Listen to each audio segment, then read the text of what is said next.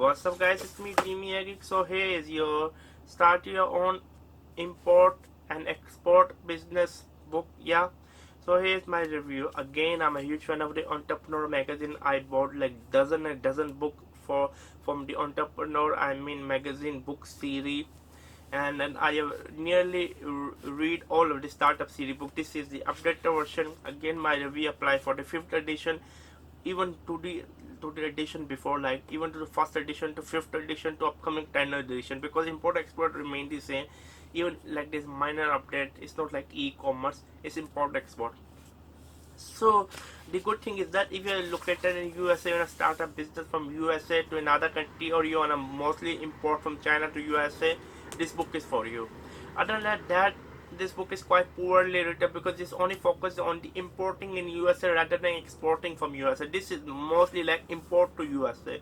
I'm a little bit disappointed with the book. I give 5 out of 10. I really wanna praise this book again. If you are going to import something from China, from Vietnam, from Cambodia, this is your book. Literally, I'm not lying. This is your book. But if you are going to start a real import, you're thinking that you're going to buy this, start your own import export business, this book is not for you, because I was quite disappointed. With the book, how the book is written.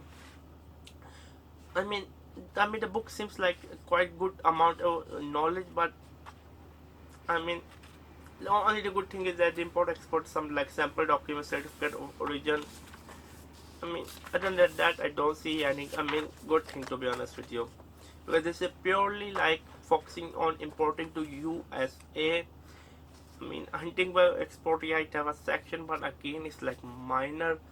I just didn't enjoy it. I just wanna be honest with you. The book was quite disappointing for me. 5 out of 10 is the best thing. Overall, yeah, I can say. So it was me, Jimmy Eric.